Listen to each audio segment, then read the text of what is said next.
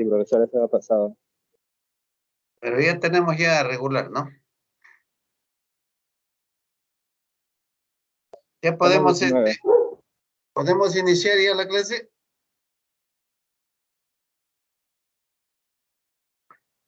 5 minutos más, profesor. o los cargo todos. Sí, profesor, mejor cárgate. Ya, ahorita voy a avanzar.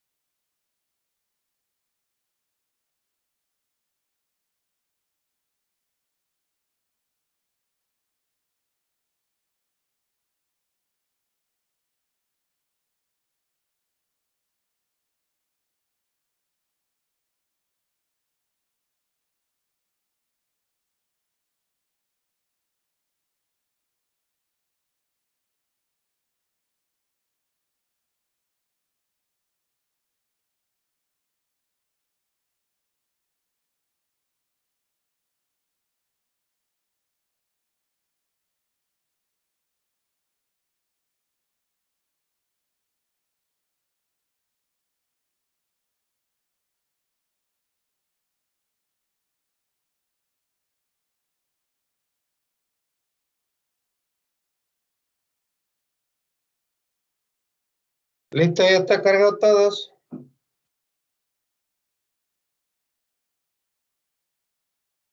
Kelvin, ahora sí empezamos, ¿ya? Ya, profesor. Una consulta, una última consulta. La señorita Machuca está dentro de los añadidos, profesor. Me estaba escribiendo. ¿Qué pasa con la señorita Machuca?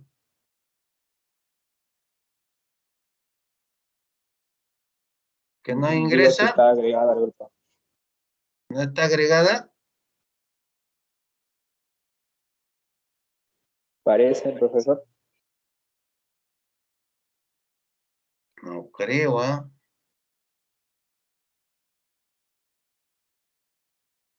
Tampoco sabe si aprobó su curso, profesor. A ver, lo voy a agregar a ver si lo recibe el sistema, es porque está bien, pues.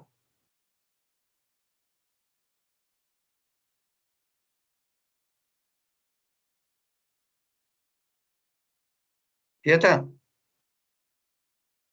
Ya existe Listo, el profesor. miembro, acá dice ya existe, ¿ve? Entonces sí está agregada Ya, profesor, normal. está bien, profesor. Ya, vamos a compartir, ¿ya?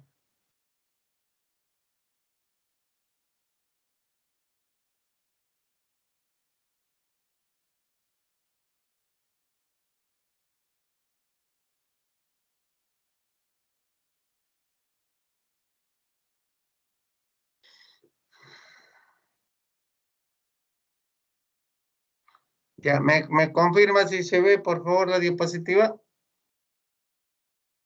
Sí se ve, profesor. Ya. Muy bien, entonces vamos hoy, estamos inicio recién, hemos perdido como 2 semanas, hay que recuperar, ¿ya? Ya Está bien, profesor. terminó la fiesta, ahora sí a trabajar, ya tenemos nueva decana, tenemos nueva rectora, nuevas autoridades, la universidad está en transición en este momento, están haciendo transferencia de cargos, entrega de cargos, recepción de los rectores, vicerrectores, están todo ese problema.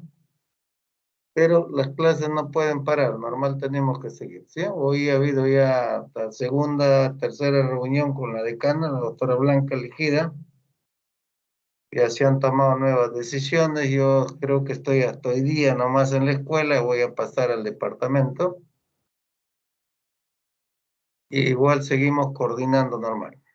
Bien, acá nos toca a nosotros ver, dentro de nuestro sílabo para auditoría tributaria 2, nos corresponde ver impuesto general a las ventas, toda la parte de casuística, nos corresponde ver impuesto a la renta, la parte casuística, nos corresponde hacer auditoría casuística, todo lo que son gastos sujetos al límite, gastos no sujetos al límite, eh, todo el manejo tributario de la Disculpe, distribución de utilidades. ¿Me escuchan bien?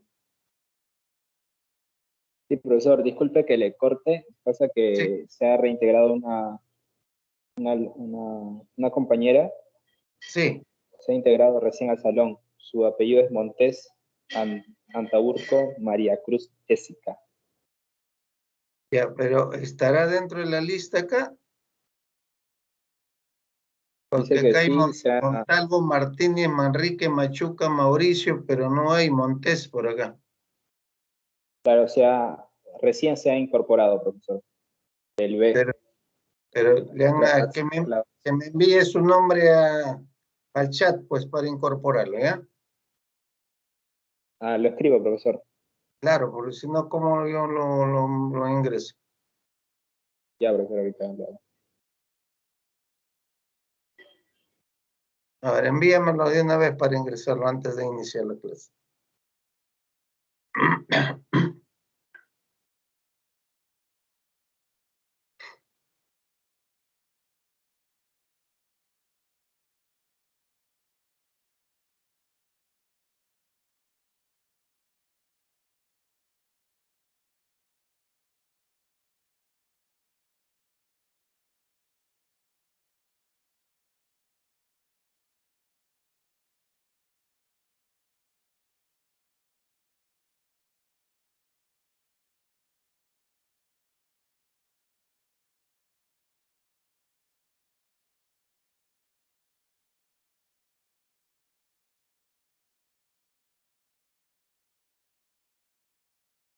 Profesor, ya lo escribí en la reunión.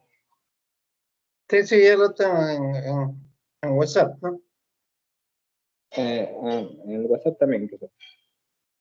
En el chat me has mandado, no, acá no hay nada. A ver, por acá.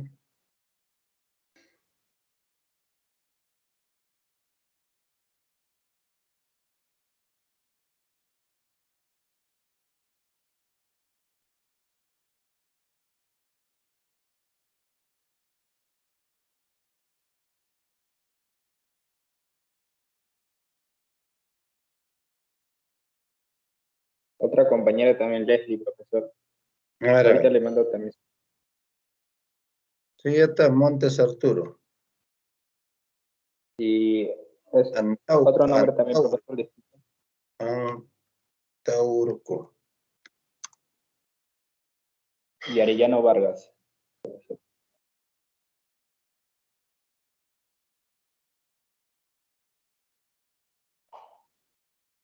Ya está, Maricruz Montes Antaurco, ya está. Arellano Vargas, ¿no? Sí, profesor. Leslie.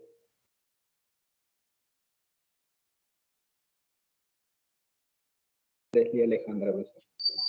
Leslie Alejandra, ahí está. Ya listo, ya están agregados. Ya.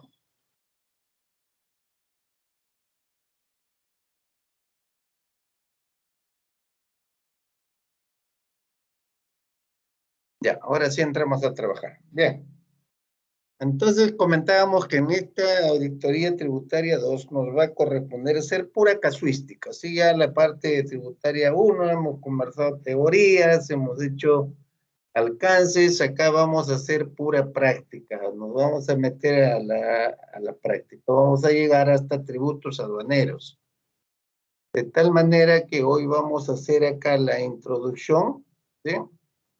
Entonces, en esta presente unidad, esta unidad número 1, vamos a trabajar todo lo que es impuesto general a la venta, crédito fiscal, afectos, inafectas, qué tipo de manejo vamos a darle al IGB, operaciones grabadas, no grabadas, exoneraciones temporales, exoneraciones definitivas, partiendo de la Constitución política, por ejemplo, que establece que todas las instituciones educativas, todo lo que se dedican a la educación están exoneradas de todo tipo de tributo, ¿no? Entonces ahí hay que analizar bien esa parte. Vamos a ver si para utilizar el crédito fiscal, si las compras a proveedores son concordantes con el principio de causalidad. Hay que ver el valor agregado, los consumos, las contrastaciones o corroborar con los almacenes, con el traslado de productos o materias primas cuando se trata de industria, los talleres, ¿cierto? La facturación, las boletas de venta, vamos a ver notas de cargo, notas de crédito, por devoluciones, descuentos, todo esto es parte de la imposición tributaria correspondiente al IGB, ¿no? Entonces, sin perjuicio de ello, hay que adelantar que el impuesto general a las ventas es un impuesto necesariamente al consumo. Por cualquier forma se caracteriza, ¿no es cierto?, toda vez que afecta solamente a las personas naturales. Ninguna empresa, que esto quede bien claro, que ninguna empresa como razón social tributa a favor del Estado. Ninguna empresa. Nosotros como contadores públicos no nos podemos engañar entre nosotros mismos. Ya hemos hecho un análisis de la estructura del costo y está demostrado que todos los tributos habidos y por haber se trasladan al consumidor final, que se llama persona natural o personas físicas en otros países, ¿no? En nuestro país le llamamos personas jurídicas, en otros países le llaman personas morales, ¿no? Inexistentes, ¿no? La moral es inexistente físicamente, pero lo utiliza, ¿no? Una razón social, por ejemplo, no es física, es una razón social, es un nombre que se utiliza y genera una presencia en el mercado.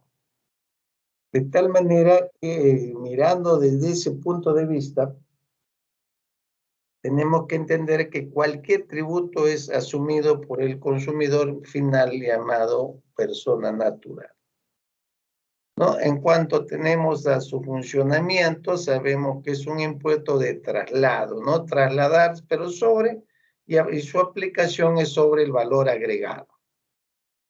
Y de esta parte de compras y ventas, que las compras generan un derecho a crédito fiscal y que las compras generan la obligación de pagar, ¿no es cierto?, el tributo, agregar al valor de venta el tributo y trasladarlo hacia el Estado.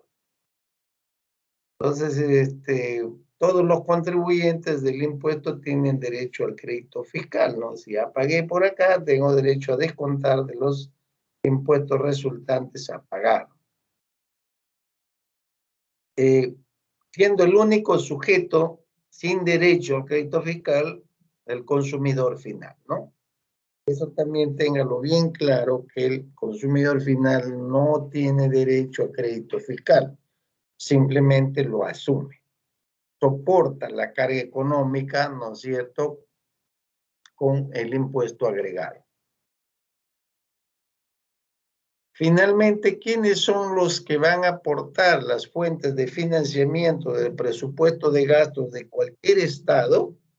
Son sus personas humanas, ¿no? Son sus seres humanos, los que por el hecho de vivir organizados, por el hecho de tener autoridades, por el hecho de tener derecho a la educación, derecho a la salud, derecho a los servicios básicos, luz, agua, ¿no es cierto?, seguridad ciudadana, el trazado de carreteras, el derecho a la señalización de vías, el derecho a usar el mercado organizado, el derecho de usar las comunicaciones y los diferentes sistemas que hoy conocemos. Entonces, por eso es que tributamos, ¿no?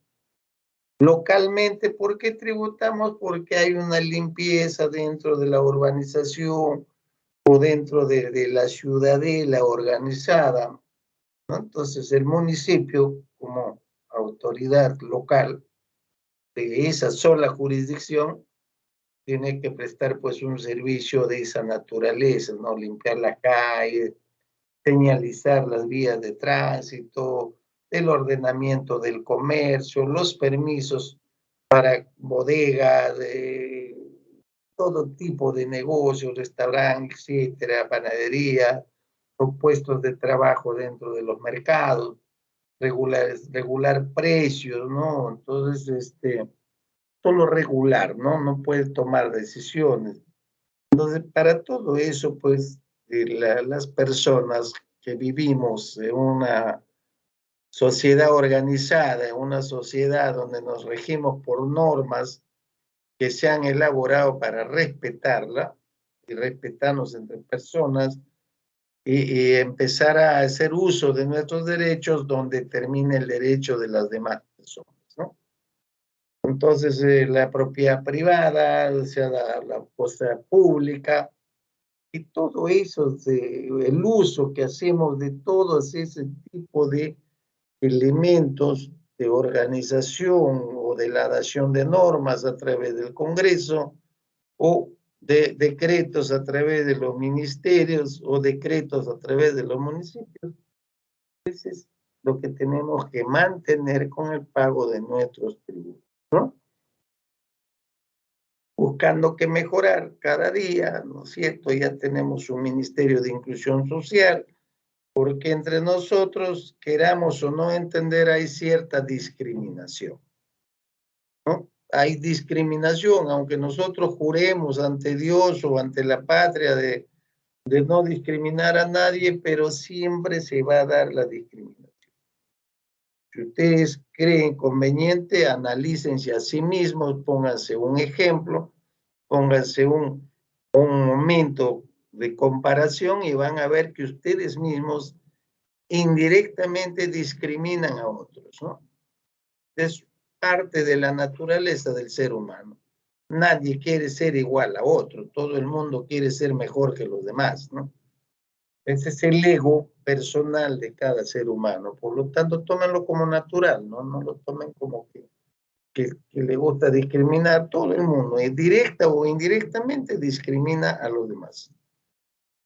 Desde el punto de vista de que nosotros, hasta la forma de vestirse, ¿no? Queremos ser siempre el mejor, queremos siempre ser el grito de la moda, o queremos siempre ser nosotros el que dé el primer paso, ¿no? Entonces, esos hechos mismos son indirectamente o muy simuladamente son parte de la discriminación, ¿no?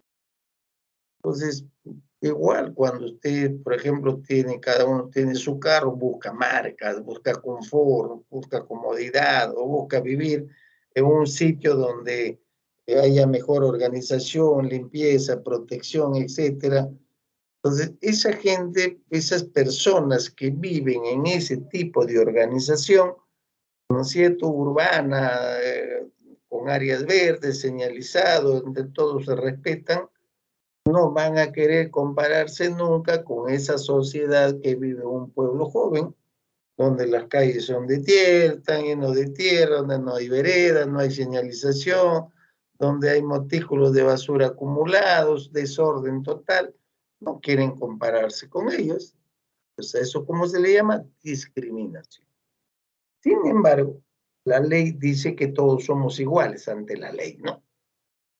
Dios dice que todos somos iguales ante Dios, pero bajo las circunstancias de cada norma, ¿no es cierto? Dentro de este manejo, todos aportamos una cantidad de dinero para sostener el Estado.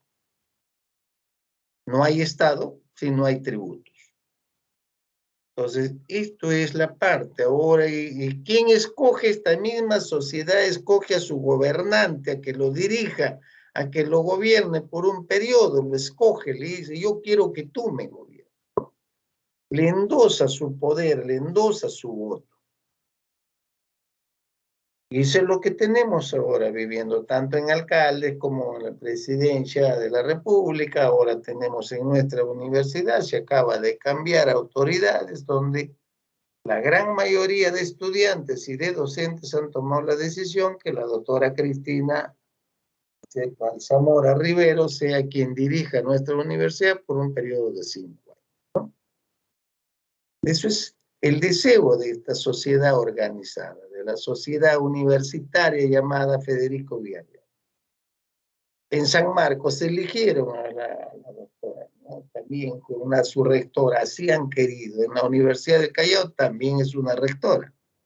Entonces, cada grupo humano organizado se va aplicando normas que son para todos iguales. Todos pagan IGB. No hay ni una sola persona que no pague impuesto general a los demás. No existe ninguna persona que no pague impuesto a la renta. Entonces, todos pagan directa o indirectamente. La señora que vende caramelos en la esquina o el señor que lustra zapatos en otra esquina tributa normalmente, paga su IGB. Ustedes me dicen, ¿pero en qué momento paga IGB? Cuando compra la pomada, o cuando compra la escobilla, o cuando compra algunos otros ingredientes, ¿no? Y la señora que vende caramelos, ese caramelo lo compró en una bolsita, pero sí, dentro del valor de esa bolsa de caramelos ya está incluido el IGB y todos los impuestos. Por lo tanto, jóvenes, desde ese punto de vista, entonces la tributación tiene que darse sí o sí para sostener el Estado. En consecuencia, ¿no es cierto?, se ha estructurado una norma para el consumo, una norma para la renta obtenida. Que no se olviden, por favor, del concepto de la renta, ¿no? La renta tiene como concepto el siguiente: es toda percepción de ingresos durante el año fiscal bajo cualquier modalidad. ¿Sí? Eso es el concepto de renta. ¿No es cierto? Esa es la renta. De esa renta percibida hay que deducir los costos que han generado esa renta, los gastos que han permitido generar esa renta. Al deducir el costo y el gasto que han permitido generar esa renta, queda un saldo. Ese saldo, ¿cómo le llamamos? Utilidad, ¿no es cierto? Y sobre esa utilidad, al amparo de las normas, vamos a establecer utilidad neta o utilidad, ¿no es cierto?, llamada la utilidad impositiva, ¿no? Entonces, una utilidad que es la base sobre la cual se va a tener que calcular el impuesto, ¿no? Entonces, eso es como se maneja el tributo, ¿sí? De tal manera que tenemos clarísimo, ¿sí? Todo lo que es renta es todo tipo de ingreso que se percibe bajo cualquier modalidad. El hecho de recibir un regalo es un ingreso.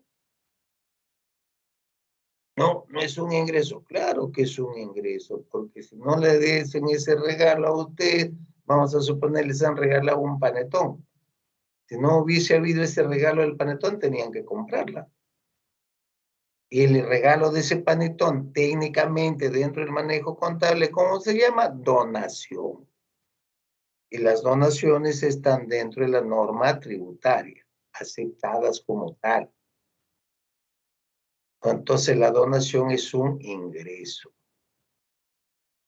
Correcto, bajo cualquier modalidad, ¿no? Por honorario, por trabajo como dependiente, como independiente, ¿no es cierto? Por comprar y vender inmuebles o por el hecho, ¿no es cierto?, de alquilar mi inmueble o por el otro lado, ¿no es cierto?, por el hecho de colocar mis acciones o mis bonos dentro del mercado bursátil o el llamado mercado financiero donde se compra y vende valores.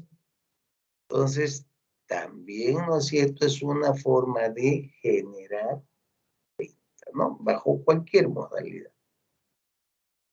Jugar a la tinca y ganarse el premio gordo o otros premios pequeños también son ingresos, también es renta. Entonces, que ya lo tengamos que segregar y separar para determinar ya la base imponible, esa es otra cosa. ¿Qué debemos de deducir? Solamente el costo y el gasto que han permitido generar esa renta. Si eso lo tenemos claro, jóvenes, entonces lo que vamos a hacer nosotros es aplicar y ahora hacer auditoría, pero aplicativa. Auditoría con casos. Vamos a simular casos. Estoy terminando de preparar un caso para hacer un examen conjuntamente con ustedes. Lo vamos a hacer directo, ¿no es cierto? Sus papeles de trabajo lo van a hacer ustedes directo en su laptop, en su CPU, qué sé yo, ¿no? De tal manera que ya no va a haber nada, ningún tipo de documento físico. Todo se va a hacer en forma digital. ¿Que los archivos van a ser electrónicos? Sí, pues. Y el mejor archivo que tenemos, donde nunca se va a perder, es las nubes, ¿no? Por los correos también son útiles, son buenos, ¿no? De repente no es el mejor archivo, pero un correo es mucho mejor que guardar en un Excel o guardar en un Word, ¿no? Un PowerPoint, ¿no? Va a ser formas de seguridad. De tal manera que los sujetos pasivos, ¿no es cierto? Pasivos es porque está por pagar, ¿no es cierto? ¿Quiénes van a ser los sujetos pasivos? Debemos de mencionar, ¿no es cierto?, a las personas que tienen que pagar el impuesto. Entonces, ¿por qué se dice que el IGB es un impuesto de tipo empresarial? Esto es como regla general, resulta de aplicar solamente a los sujetos que forman parte de la cadena de producción o comercialización de bienes o servicios, ¿no? ¿A quién se le aplica el IGB? A los que producen, a los que comercializan, ya sea bienes o ya sea la prestación de servicios, ¿no? Hay una cantidad enorme de servicios que están sujetos al IGB. Por ejemplo, un servicio de transporte, ¿no es cierto? Un servicio de luz, un servicio de agua, un servicio telefónico. Dentro de la facturación van a encontrar ustedes el IGB, ¿no? Permítanme, por favor, un segundo. Se los envié, por favor.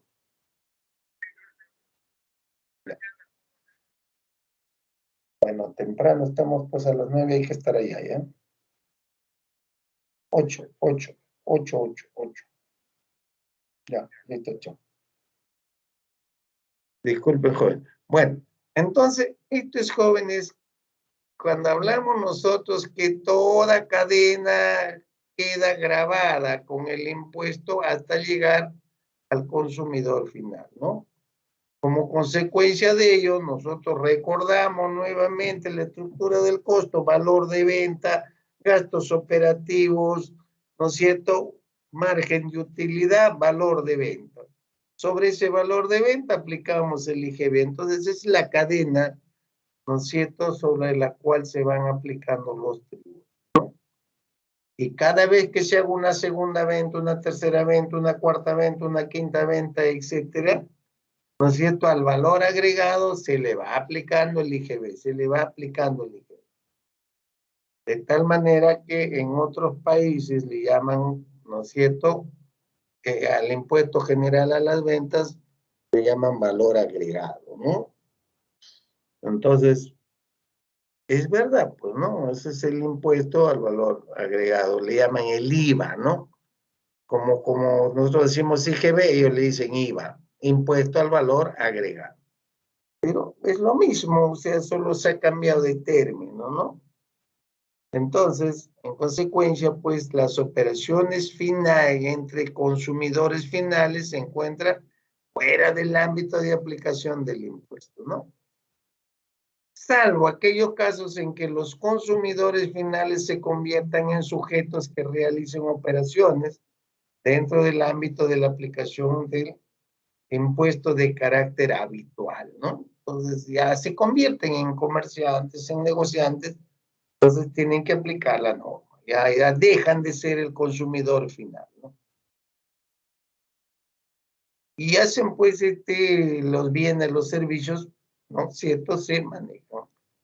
Y de acuerdo a la ley general del IGB podemos identificar tipos de obligados, ¿no es cierto?, al pago del impuesto, ¿no?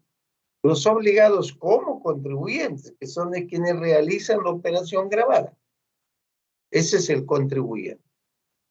Y los obligados como responsables, quienes sí realizan operaciones gravadas quedan obligados, ¿no?, al pago del impuesto por mandato legal. Ellos no realizan ningún tipo de operación, pero son responsables porque la ley le dice, oye, un momento, tú vas a hacer detracción, tú vas a tener percepción y estás obligado a ser responsable del pago del tributo, ¿no? Obligados como contribuyentes son sujetos que realizan actividad empresarial, sujetos que no realizan actividad empresarial. Otros sujetos no requieren habitualidad, requieren habitualidad salvo para el caso de importación, ¿no? No requieren habitualidad personas naturales, son personas jurídicas, sociedades conyugales, sucesiones indivisas, ¿no?, patrimonios fideicometidos o sociedades titularizadoras, fondos mutuos, inversión en valores, fondos de inversión, personas naturales, personas jurídicas, sociedades conyugales, sucesiones indivisas, ¿no?, entidades de derecho público o privado, comunidad de bienes, consorcios, joint venture, otros contratos de colaboración empresarial, siempre que lleven contabilidad independiente, ¿no? ¿Correcto? Entonces, estos otros sujetos no requieren habitualidad o requieren habitualidad, salvo para el caso de importación, ¿no? Y quienes no requieren habitualidad por ningún motivo son estas personas. Personas naturales conocen personas jurídicas, conocen sociedades conyugales, es un matrimonio. Sucesiones indivisas son los herederos que quedan de los muertos, o muertas o muertos, ¿no?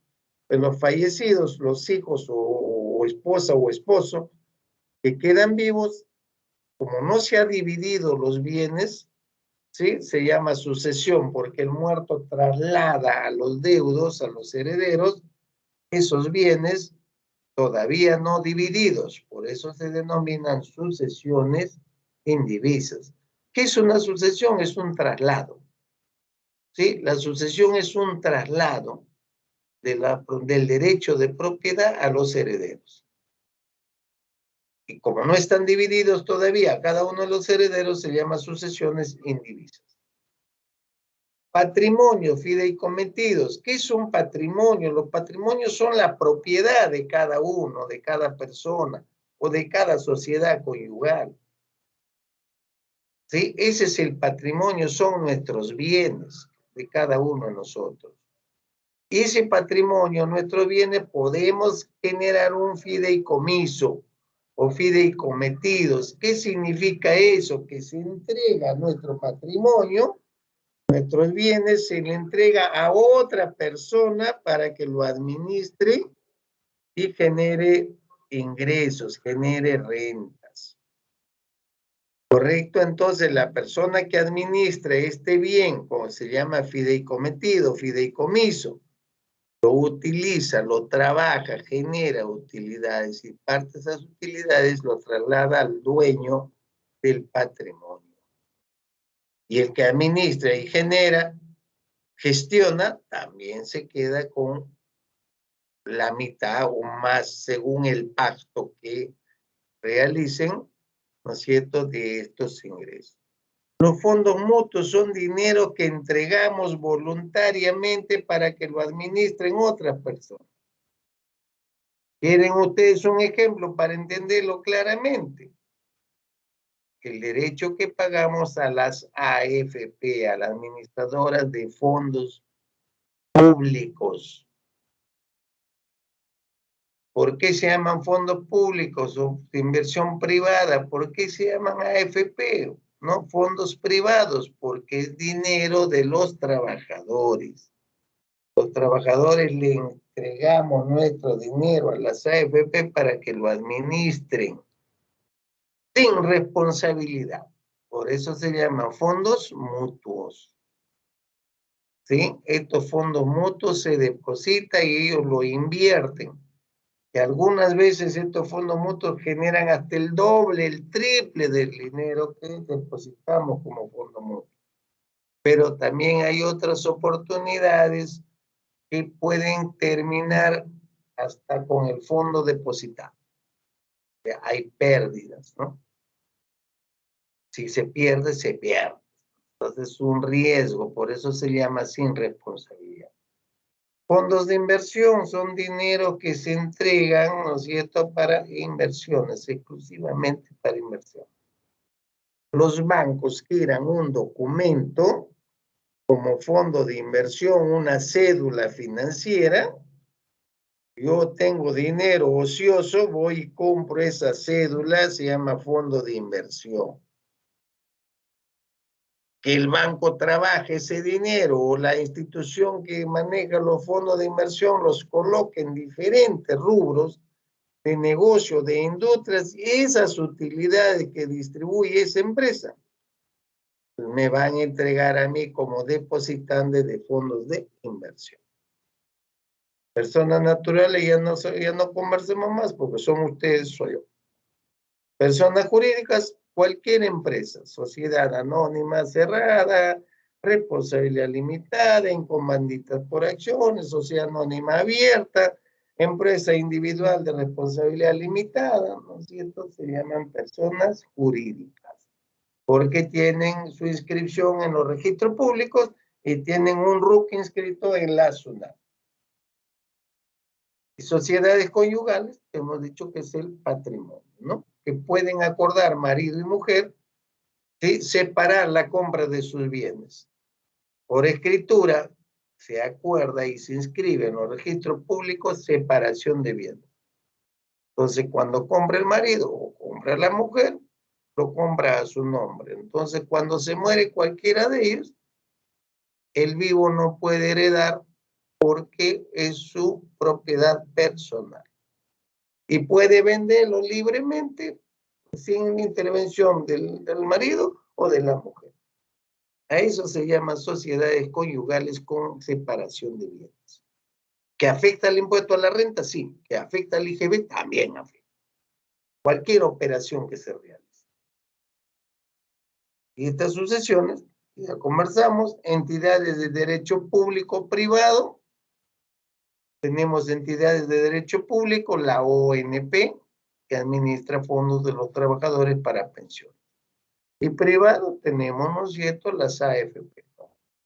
La comunidad de bienes son las sociedades conyugales que compran sus bienes, no importa quién lo compre, pero son propiedad de la sociedad conyugal. Los consorcios son asociaciones, ¿sí? Son grupos empresariales que se asocian para desarrollar una gran actividad. Termina la actividad, termina el consorcio. ¿Está obligado el consorcio a inscribirse en los registros públicos? No. ¿Está obligado el consorcio a tener RUC? No. Porque el acuerdo de este consorcio es que cada una de las empresas que participan se distribuyen actividades y llevan contabilidad por separado. Y el joint venture, que es trabajar en asociación, en participación. En cristiano significa asociación en participación. Quiere decir, un ejemplo, si yo tengo mi terreno y no tengo medios para desarrollar mi programa de vivienda, busco un inversionista que tiene el dinero, él pone el dinero, pongo el terreno, desarrollamos el programa. Eso se llama asociación en participación. Se paga el terreno por un lado, se pagan los sueldos por otro lado, se pagan utilidades por otro lado. Que en inglés le dicen ellos inventor, ¿no? Pero en cristiano se llama asociación en participación. Pueden haber otros contratos de colaboración empresarial, ¿no? ¿Cuándo se da la colaboración empresarial? Cuando una empresa debe a sus proveedores más de 90 días y no hay forma de que le pague, se juntan los proveedores y su deuda de repente es mayor que el capital social, ingresan a administrar la institución, ¿no? Y toman decisiones, pueden formar un directorio. ¿Quieren un ejemplo preciso? El Club Alianza Lima o el Club Universitario de Deportes, que son administrados por sus proveedores. ¿Y quiénes son sus proveedores mayoritarios en este momento de esos dos clubes? La SUNAT. ¿Correcto? Entonces, pero todo esto dice que no requieren habitualidad del negocio siempre que lleven contabilidad independiente. Cada uno lleva la contabilidad por separado. Muy bien. Si esto lo hemos entendido, entonces por acá tenemos la determinación del IGB, que esto lo tienen ustedes de memoria, la saben, porque ya llevaron muchos cursos, ya hicieron práctica, ya conocen perfectamente, ¿no? Y si no lo han aprendido, apréndanlo con esto, que es demasiado simple. Se determina mensualmente, deduciendo el impuesto bruto de cada periodo, el crédito fiscal, ¿no? Entonces, ¿cuánto es el impuesto general a las ventas? 18%. Es totalmente falso. no es el 18%, sabemos perfectamente que el impuesto general a las ventas solo es el 16%. El 2% adicional es fondo de promoción municipal o llamada Foncomún. ¿Por qué se ha involucrado dentro del IGB? Para efecto de cobrar, porque nadie quería pagar, ¿no? Entonces, por acá recibe el Estado, ¿no es cierto? Y en el Tesoro Público se separa. El 16% es dinero del Estado central, gobierno central, y el 2% son para los gobiernos locales.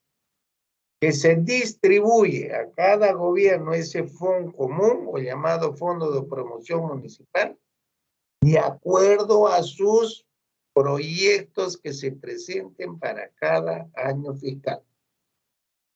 Hace 30 años la distribución era en base a la población. Si eso lo mantendríamos actual, ¿no es cierto? Solo en Lima metropolitana, 43 distritos, se llevaría pues aproximadamente el 30, más del 30% de este impuesto de promoción municipal, el distrito de San Juan del Lurigancho, que es el más grande de Lima metropolitano, ¿no? Que tiene como 2 millones de habitantes. Si Lima tiene 10 millones, estamos hablando pues casi un 20% del total del Fondo Común se irían a San Juan del Lurigancho, ¿no? Sin embargo, se han cambiado las reglas y se va a distribuir de acuerdo a los proyectos que se presentan para cada año fiscal. Entonces, acá tenemos muy sencillo, impuesto bruto, dicen, ¿no? Es igual a la base imponible por la tasa del impuesto, ¿no? La base imponible por su 18% nos va a generar el impuesto bruto. El crédito fiscal es el impuesto pagado en las compras. ¿Cómo se determina el impuesto a pagar?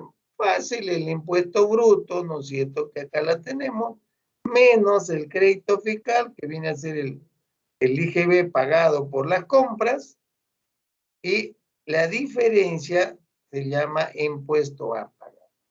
En algunas veces el crédito fiscal puede ser mucho más elevado, un monto mucho más grande que el impuesto generado por las ventas o llamado impuesto bruto, ¿no? ¿Y en qué caso va a pasar eso? Cuando las empresas constructoras, por ejemplo, compran materiales, construyen el edificio, pero se está vendiendo, algunas veces se vende en plano o en mapa, las unidades inmobiliarias llamadas departamentos, ¿no es cierto? Lentamente, ¿no? Entonces, los primeros meses, generalmente el crédito fiscal va a ser mucho más alto que el impuesto bruto a pagar. Por lo tanto, se va manejando crédito fiscal hasta que se agote, ¿no es cierto?, durante el tiempo. Y acá tenemos el crédito fiscal, requisitos sustanciales para poder tener derecho al crédito fiscal, ¿no? Entonces tenemos el inciso A, compras aceptadas como costo o gasto para el impuesto a la renta. Así lo dice la norma misma del impuesto general a la renta. Quiere decir que estas compras contribuyan al giro del negocio, ¿no? Ya sea al costo, ya sea al gasto. ¿Para qué? Para determinar el impuesto a la renta. Aún cuando el contribuyente no esté afecto a este último impuesto, ¿no?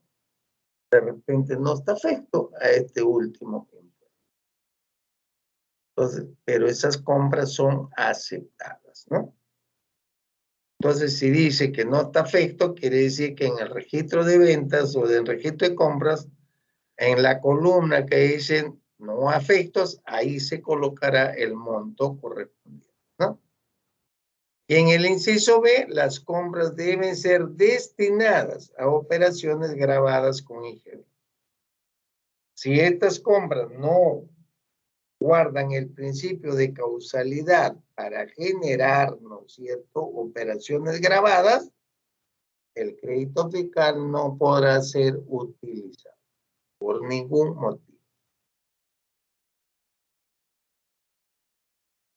Documentos que deben respaldar el crédito fiscal del IGB, comprobantes de pago emitidos según reglamento de comprobantes de pago RCDB, ¿no?, que tiene su ley de comprobantes de pago. Se establecen los requisitos de estos comprobantes de pago. Si le falta requisitos, no se lo puede contabilizar y dar uso al crédito fiscal. Comprobante de servicio y formulario, ¿no es cierto?, del pago del IGB de no domiciliario, ¿no? Notas de crédito, notas de débito. Sabemos nosotros que las notas de crédito pueden darse, ¿no es cierto?, por devolución de mercadería o por el mal cálculo de los impuestos. Y las notas de débito pueden darse también por error de cálculo o por una mayor cantidad de mercaderías que se envió. Como ya lo tiene en su almacén, simplemente lo compra el cliente, ¿no? Recibo por servicio público, agua, teléfono, etcétera, tenemos estos recibos, ¿no es cierto? Luz, ¿no? Y tenemos acá la copia autenticada de la declaración aduanera de mercancías, las famosas DAM, ¿no? Declaraciones aduaneras de mercaderías, el DAM, ¿no? Y la liquidación de cobranza u otros. Entonces, todos estos elementos comprobantes son pues requisitos que respaldan el crédito fiscal. Y el programa de auditoría es el diseño del programa de auditoría tributaria preventiva para evitar contingencias tributarias en las empresas comercializadoras de combustible, por ejemplo, ¿no? Este programa busca identificar y mitigar las contingencias tributarias que ocasionarán el registro o la declaración de operaciones empresariales erradas por falta de conocimiento e interpretación de la norma, por descuido, por omisión, ¿no? O puede ser que lo hagan adrede para evadir tributos. En consecuencia, ¿no es cierto?, que viene a ser una contingencia, desembolsos no esperados, como interés moratorio, como multa, ¿no? Doblemente. Doblemente porque ese interés moratorio y esa multa es aceptada como gasto para el impuesto a la renta, no lo es. Revisen el artículo 44-45 de la ley del impuesto a la renta. Entonces, este programa de auditoría preventiva tiene pues la previsión de los trabajos que deben efectuarse con anterioridad a la fiscalización tributaria o con anterioridad a la auditoría tributaria, ¿no?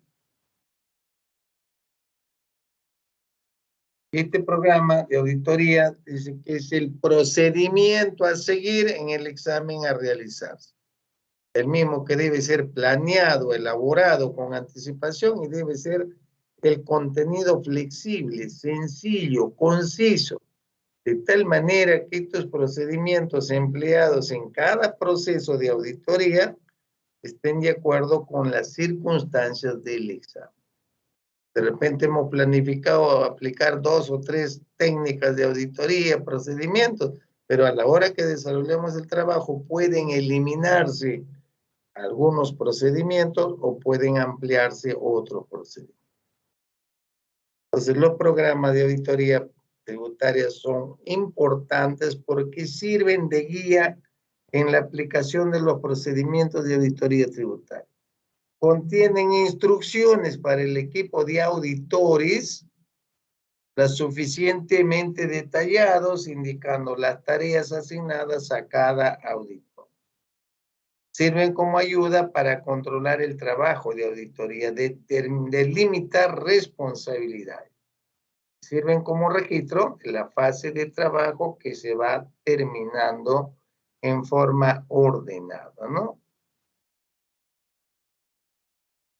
ayudan a la revisión de auditoría tributaria a quienes preparan los programas de auditoría.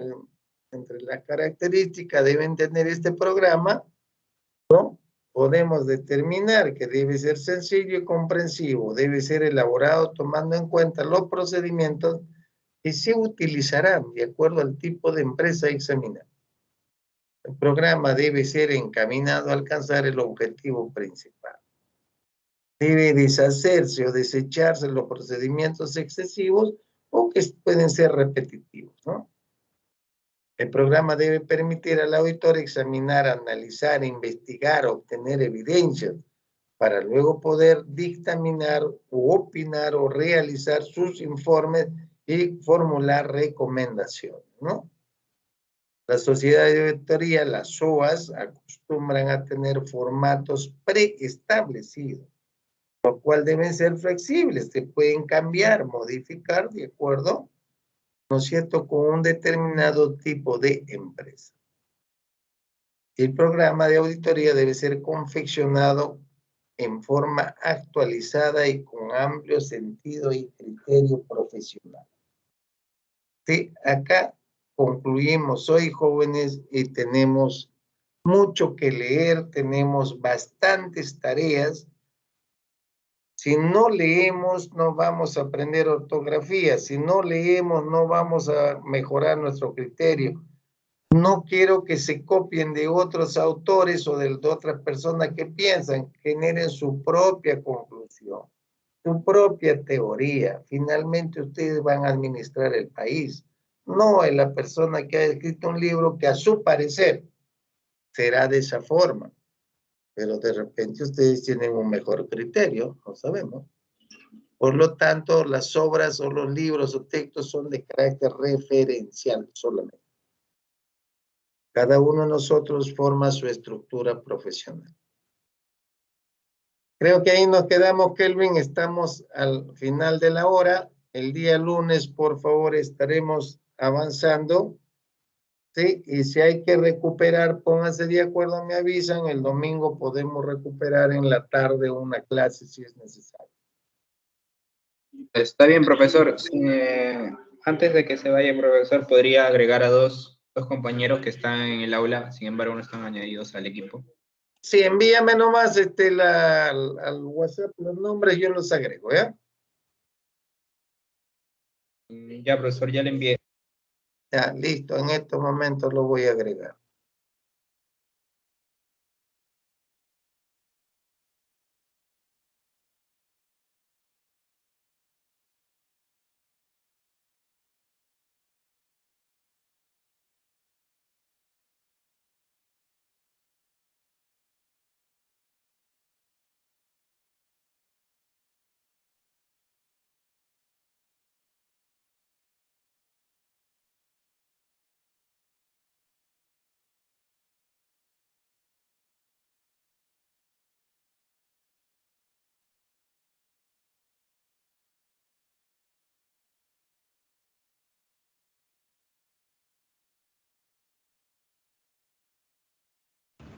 Hasta el lunes, profesor. Cuídese.